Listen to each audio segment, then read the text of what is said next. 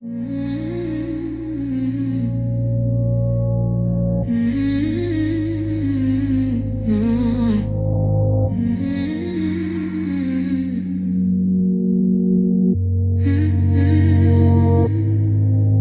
tried on a dozen versions of myself before picking the one the world could tolerate. Folded the truth small enough to fit in the space behind my teeth. Wore silence like a second skin till it blistered.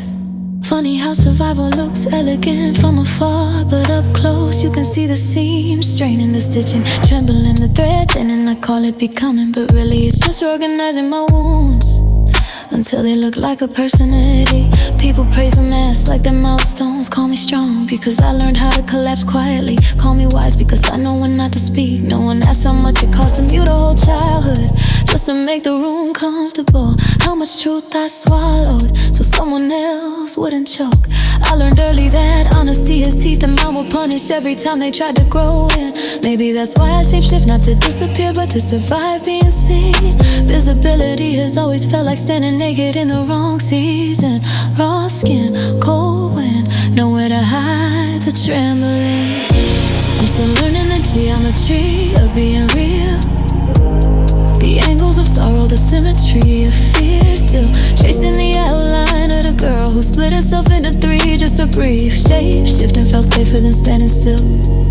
Motion is harder to hurt than a heart that refuses to kneel. But I'm unraveling now, seeing how every version of me was just a prayer in different clothing. I wear adaptability like armor, they call it resilience, I call it inheritance. Women in my bloodline knew how to vanish on command, how to smile through the wildfire and pretend it was incense. I didn't realize I'd inherited their disappearing act until I looked in the mirror and couldn't tell which version was staring back. I am a mosaic of what hurt me and what held me, but some days I can't tell the difference.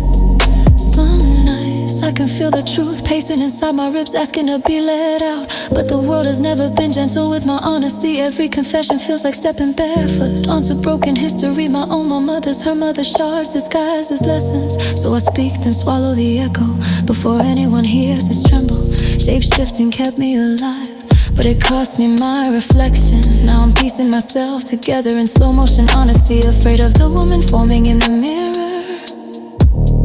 Too whole, too true to me. Hey. I'm still learning the geometry of being real. The angles of sorrow, the symmetry of fear. Still tracing the outline of the girl who split herself into three just to breathe. Shape-shifting felt safer than standing still. Motion is harder to hurt than a heart that refuses to kneel. But I'm unraveling now, seeing how every version of me was just a prayer in different clothing.